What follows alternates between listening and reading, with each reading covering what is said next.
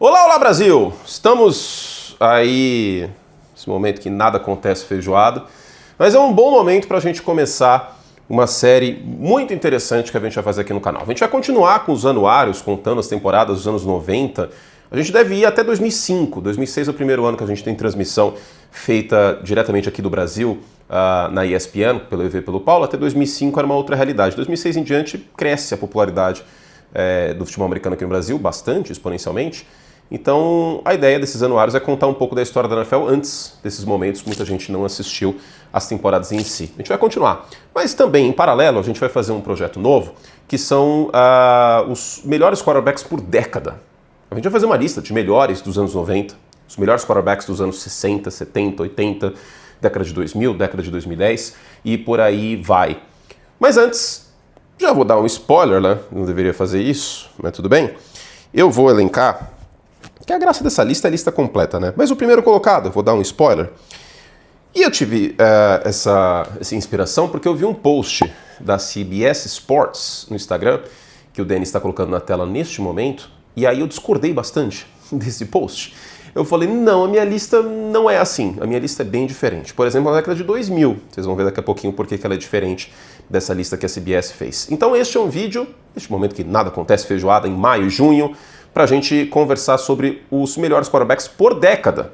E óbvio, a gente não vai considerar a carreira inteira desses quarterbacks, é só o espaço amostral daquela década em questão, tá bom? Ponto importante, a década de 90 começa em 1990. Mas não tem ano zero. Dane-se, a década de 90 é anos 90, que se exploda se você acha que 1990 é década de 80. Eu vou usar década de 90, começando em 90 e terminando em 99, tá bom? Outro ponto importante, embora tenha essa marcação temporal do primeiro ano, né, da casa decimal, tal, 90, 91, 92, a verdade é, para quem estuda decadologia e tudo mais, que é uma coisa meio que não é preto no branco, que é meio híbrida. Por exemplo, 1991 ainda tinha muita coisa nos 80, só ver o cabelo das pessoas naquela época. 2002 ainda tem uma vibe um pouquinho anos 90. Então, por exemplo, os anos 90 para mim, no Brasil, é diferente dos anos 90 nos Estados Unidos. Os anos 90 para mim, no Brasil, começam com o impeachment do Fernando Collor, que é a primeira vez que a gente vê uma situação como essa, numa república de um país em desenvolvimento, um presidente ser deposto sem uma bala ser atirada. Aquele momento que o Brasil amadurece também bastante como país. E os anos 90 para mim acabam no Ocidente em 11 de setembro de 2001. No dia 12 de setembro de 2001, a gente já sabia que a gente não estava mais nos anos 90, né? Então é meio que confuso isso tudo. Mas eu vou usar 1990 a 99, 2000 a 2009, 2010 a 2019, tá bom? Vamos lá então, vinheta na tela, meu querido Denis. Vamos começar com a era pré-histórica da NFL. Bom, seria muito complicado eu fazer os melhores quarterbacks da década de 1920, porque o passe para frente ele só era permitido na década de 1920, se você estava 5 jardas atrás da linha de scrimmage. Então, por conta disso, eu vou agrupar todos os quarterbacks, que na época era sabor quarterback, né? Passava-se como último recurso, década de 20, 30, 40 e anos 50 do século 20, tá bom? E o eleito aqui vai ser, na minha visão, o Sammy Ball. Durante muito tempo, o Sammy Ball foi o papel de parede do meu computador e também do meu celular, porque é uma foto maravilhosa que você está vendo neste momento. E a mecânica de quarterback ela é um pouco refinada justamente pelo trabalho dele. O Sammy Ball era um quarterback muito à frente do seu tempo. Não estou falando que era à frente do seu tempo, como se ele pudesse jogar nos anos 80, nos anos 90, não é por aí. Mas era um quarterback que passava a bola com muito mais consistência, precisão e frequência do que os outros quarterbacks de sua época, seja anos 40, seja anos 50. Para vocês terem ideia, o Sammy Ball teve 2.900 jardas em 1948. Metade da NFL não chegou a ter 2.000 jardas passadas. É impressionante, né? Então, era um quarterback bastante à frente do seu tempo, e se eu tiver que eleger um quarterback da era jurássica da NFL, que acaba em 1958, com a final da NFL Giants e Colts, seria o Sammy Ball. Vamos passar para os anos 60, sem mais delongas. Nos anos 60, a gente tem basicamente 3 possibilidades para ser eleito o melhor quarterback da década dos anos 60. Johnny Unitas, Bart Starr e Sonny Jurgensen. Pela importância histórica, a gente poderia colocar o Joe Namath, mas o Joe Namath entra na NFL em 1964, é campeão do Super Bowl III, garantindo a vitória antes do jogo e tudo mais em 68. É uma figura que está no Hall da Fama pela legitimidade que é dada ao Super Bowl e à fusão NFL e EFL por conta do seu jogo, da sua performance naquela temporada, mas passa longe de ser o melhor quarterback dos anos 60. O Sonny Jurgensen acho que foi um pouquinho atrás também. A gente fica então entre Johnny Unitas e o Bart Starr. Eu vou com o Johnny Unitas, antes que você me acuse de clubismo, né? Lembre-se que tem um boneco do Aaron Rodgers no meu cenário, tá? Aqui, CNPJ, isenção. Eu vou com o Johnny Unitas porque o Johnny Unitas é a fundação do quarterback moderno. O Bart Starr tem muito mérito, sim, foi 5 vezes campeão da NFL, 2 do Super Bowl e 3 antes como a NFL pré-Super Bowl, na temporada 65. É o último tricampeão em anos consecutivos, né? Porque os Packers venceram 65, 66, 67. 65 não tem o Super Bowl. Mas vale lembrar que o Bart Starr, ele joga numa época que o jogo terrestre era muito mais imponente e no próprio Green Bay Packers o jogo terrestre era a primazia, sobretudo com a jogada que hoje a gente conhece como toss, mas que também pode ser chamada de sweep, né? Com os jogadores da linha ofensiva se movendo lateralmente para fazer os bloqueios e você tem que correr in the alley, como diria o Vince Lombardi, no beco, né? No espaço entre os bloqueios. Então o jogo terrestre era a primazia daqueles ataques do Green Bay Packers. O Bart Starr foi 5 vezes campeão, beleza, lindo, maravilhoso, mas se você pega os números dele e ele como quarterback, como passador, eu acho que fica um pouco atrás do Johnny Unitas. O Johnny Unitas tem uma temporada de 3.400 jardas em 63. Ele tem uma temporada de 32 touchdowns em 59. Que não é década de 60, mas mesmo assim. O Johnny Unitas é a figura que é o avô dos quarterbacks, é o ancestral comum. O que o Silvio Santos é para programa de auditório, o Johnny Unitas é para quarterback. Ele chamava as próprias jogadas. Então, para além das estatísticas, vamos fugir das estatísticas. Quando eu penso em quarterback nos anos 60, eu penso em Johnny Unitas. Como bônus, tem, como eu falei, esse jogo, que é a final da NFL de 1958. Esse jogo é chamado de Greatest Game Ever Played. Foi o maior jogo já jogado? Óbvio que não, né? A gente tem outros exemplos, a gente tem Super Bowls nessa lista, a gente tem aquele Chiefs e Rams em 2018, 54-51, a gente tem o jogo dos 13 segundos Chiefs e Bills, só para citar alguns exemplos perto da gente em 2026. Mas aquele jogo é o jogo que coloca a NFL no mapa. Aquele jogo é acompanhado nacionalmente na televisão americana. Aquele jogo termina em prorrogação com Johnny Unitas conduzindo uma campanha para vencer no Yankee Stadium o New York Giants, que na época jogava no Yankee Stadium. Aquele é o jogo que começa a colocar a NFL definitivamente como uma liga em ascensão que se tornaria, ou tornar-se-ia, se você quiser usar a mesóclise, o esporte, a liga mais popular dos Estados Unidos. É muito por conta do Johnny Unitas. Então, o maior quarterback dos anos 60, para mim, é o Johnny Unitas. Agora vamos para os anos 70. Nos anos 70 a gente tem duas possibilidades na minha visão. A gente tem Terry Bradshaw, dos Steelers, 4 vezes campeão do Super Bowl, e o Roger Staubach, o Capitão América, quarterback dos Cowboys, que inclusive o último ano de sua carreira é 1979, então ajuda no nosso espaço amostral. O Terry Bradshaw joga um pouquinho mais, joga bem mal, inclusive no início dos anos 80, sofre com lesões, mas a gente vai considerar só, claro, os anos 70 aqui. Não vou considerar, por exemplo, que o Roger Staubach venceu o Heisman, prêmio dado ao mais extraordinário jogador do college football, jogando pela Academia Naval, e aí ele não vai para a NFL. Ele vai para o Vietnã.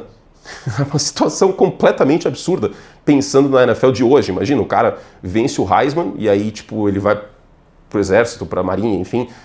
Isso não acontece hoje. Poderia acontecer, tá? Deixando claro, poderia acontecer porque ainda está na primeira divisão do college os times das academias militares americanas, Navy, Air Force e Army, né? Então, poderia acontecer, mas é quase impossível. E o Roger Staubach... Ai, torcedor dos Steelers, não me leve a mal, mas o Roger Staubach era mais quarterback. Se a gente considerar que o Terry Bradshaw, sim, venceu 4 Super Bowls, ele tem atuações muito boas em Super Bowl, só pegar os passes que ele dá pro Lance Swann e tudo mais, e vence os Cowboys, inclusive, em Super Bowl.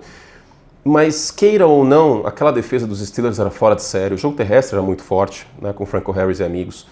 Então, eu acho que o Terry Bradshaw, muitas vezes, quando eu penso nos Steelers dos anos 70, ele era um pouco coadjuvante. Sabe, um bom coadjuvante, excelente coadjuvante. E me pega muito uma questão sobre o Terry Bradshaw, que é a seguinte. Ele teve 25 interceptações em 79, mais interceptações do que touchdowns.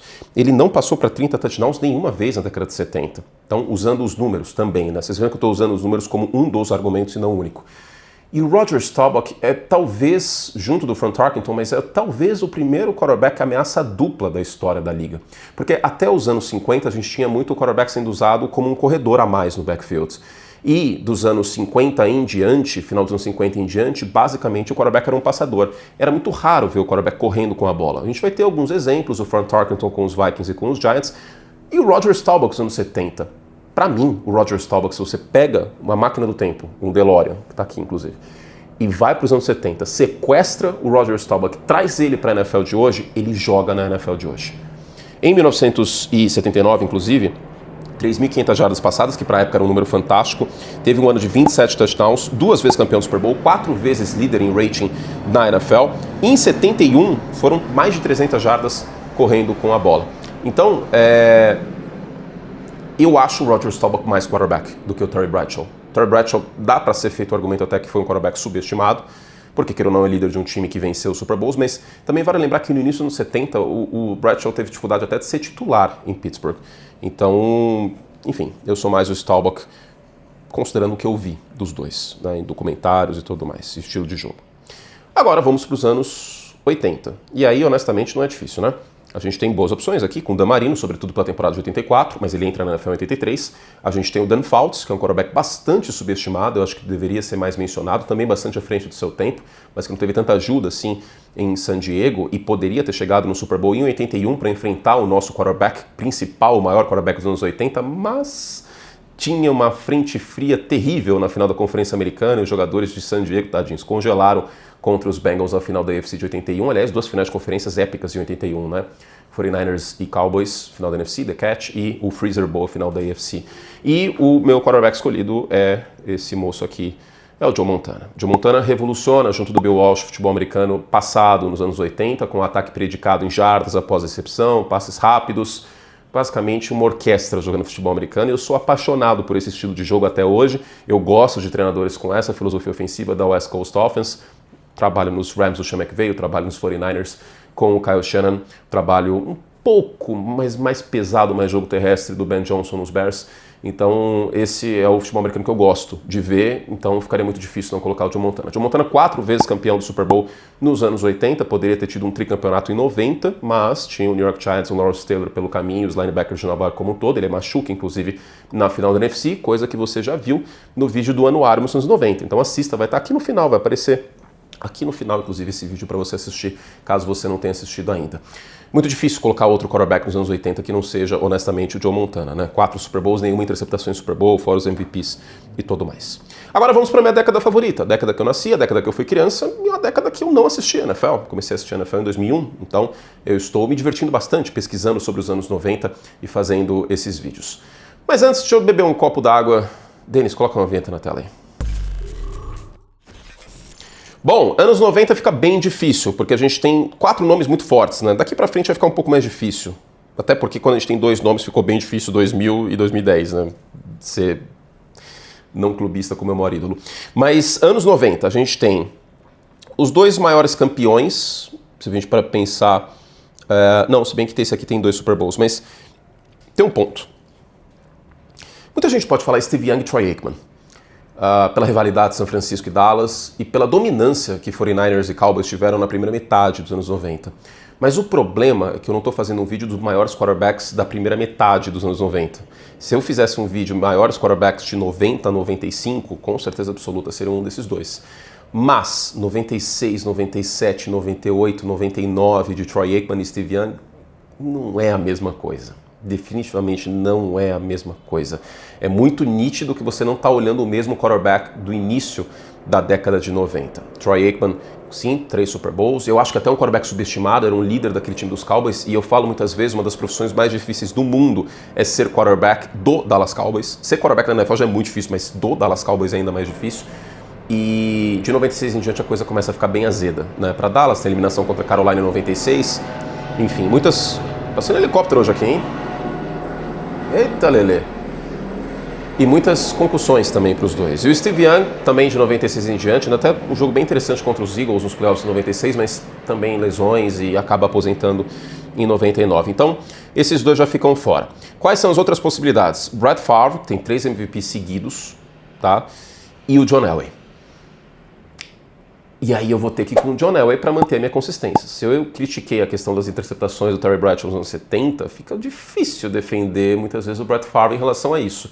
É inegável a importância do Brett Favre para a história da NFL, mas eu acho que é um quarterback que ele estragava muito mais jogo do que deveria. Não foi nos anos 90, mas para citar dois exemplos. A final da NFC de 2007, que acaba com uma interceptação do Brett Favre na prorrogação contra os Giants, e a final da NFC de 2009, que também tem uma interceptação no final do Brett Favre. Basicamente era viva pela loucura e morra pela loucura muitas vezes. O Brett Favre nada mais é do que um Patrick Mahomes maluco. Tá? É uma mistura do Patrick Mahomes com o Josh Allen, só que completamente maluco e displicente muitas vezes. E aí o tiro às vezes sai pela culatra. Eu não gosto muito desse estilo.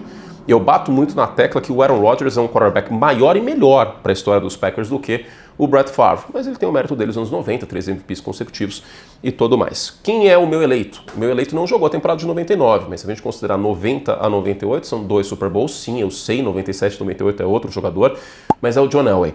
E na primeira metade dos anos 90, o John Elway é o mesmo daquele John Elway do final dos anos 80 que chega em Super Bowl e o time é amassado, mas joga muito bem nas finais de conferência contra os Browns. O John Elway é um quarterback extremamente à frente do seu tempo. Da mesma forma que eu falei no vídeo comparando piloto e quarterback, que o John Elway, na minha visão, nesse sentido, é como se fosse o Senna, porque o Senna pode pilotar qualquer carro de Fórmula 1 em qualquer era. O John Elway é um quarterback tão à frente do seu tempo que ele pode jogar em qualquer época da NFL.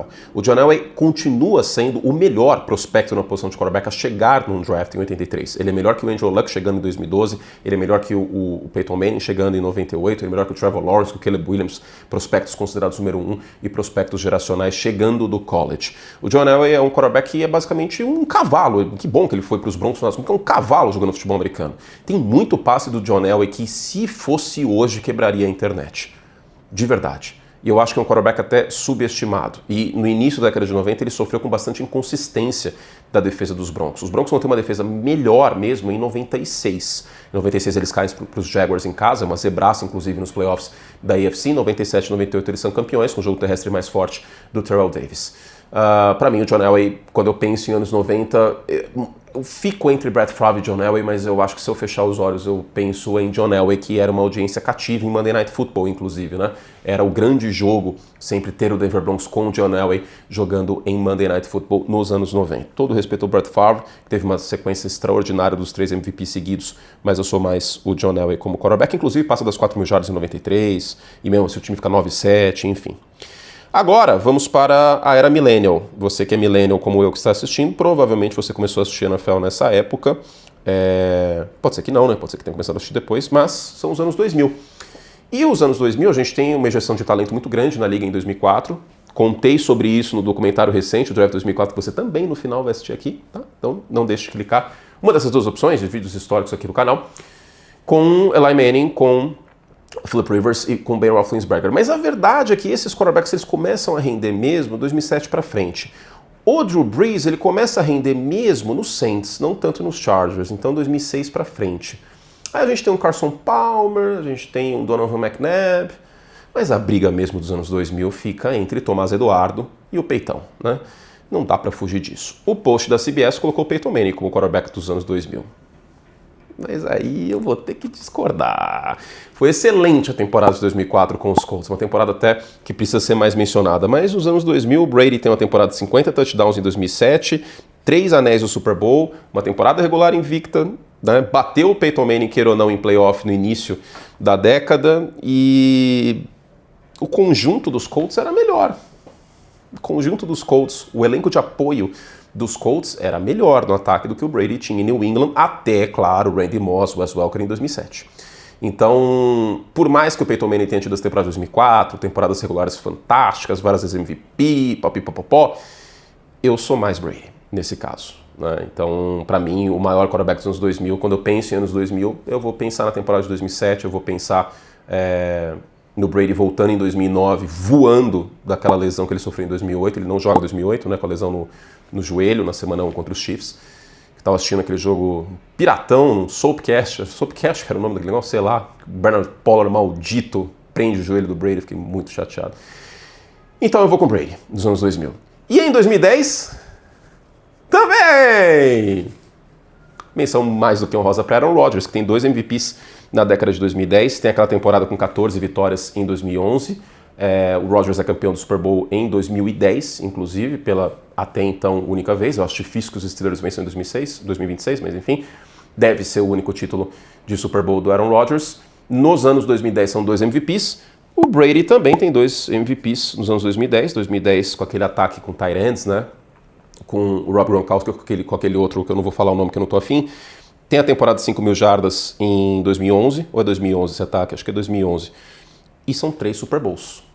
Então, assim, sem contar o 28-3, sem contar em 2014 que o time começou mal, e aí teve um idiota, tava começando a trabalhar na ESPN, tinha 22 anos, um trouxa, que falou que a dinastia ia acabar, acho que vocês sabem quem ele é, e deu a volta por cima, e... É o Tom Brady, gente. Acabou, pronto, acabou o vídeo. Eu acho que o Tom Brady, ele é tipo o Silvio Santos no troféu imprensa. Vocês pegam uns troféus, falando em Silvio Santos, pegam uns troféus imprensa dos anos 90, aí tem a melhor apresentador de auditório, aí vai lá Sônia Abrão, Leão Lobo, né, todo mundo votando no Silvio, aí ele constrangido. Chegou ao ponto que o Silvio Santos falou, gente, eu não vou concorrer mais ao troféu imprensa. Eu tenho 27 troféu imprensa, o Silvio Santos tem a mesma quantidade de troféu imprensa que os Yankees têm de World Series, são 27, uma coisa inacreditável. Aí ele é hora concurso, não se vota mais no Silvio Santos para troféu imprensa. Assim foi decidido. Eu acho que o Tom Brady também não pode mais ser votado nessas eleições de quarterback, porque é um negócio muito fora da curva. Mas é isso, tá? Em 2000 ficou o Manning em segundo, Peyton Manning. Em 2010 o Aaron Rodgers, que teve uma década fantástica. O Aaron Rodgers passando a bola era uma coisa de louco, né? Era uma coisa bonita demais, para além da ser o Mary. Porque o que viraliza é o joga pro alto e reza do EV, mas tem tantas outras jogadas absurdas. Tem um fake spike contra os Dolphins, por exemplo. Eu comentei esse jogo. Enfim... E para terminar, a gente não terminou a década, estamos em 2026, mas hoje o quarterback dos anos 2020 seria Patrick Mahomes, né? Fica muito difícil não ser ele. Menção muito honrosa para os outros 3 quarterbacks de elite, para os outros 4, né? Porque o Matthew Stafford agora eu considero um quarterback de elite entrando na temporada. Para os outros 4 quarterbacks de elite aí desta década.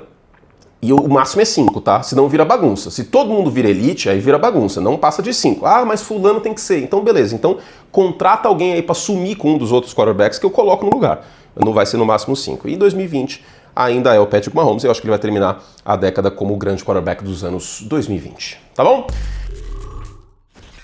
2030 vai ser Caleb Williams. Tomara. Fizemos todo o estrago que podíamos, um beijo carinhoso, e em breve vai ter os outros quarterbacks em cada uma dessas décadas, mas claro, se esse vídeo der view. Se esse vídeo não der view, aí ao melhor padrão Silvio Santos, eu derrubo esse quadro e ele não volta mais. É muito simples, tá bom? Um beijo pra vocês, vamos que vamos, até a próxima, bye bye.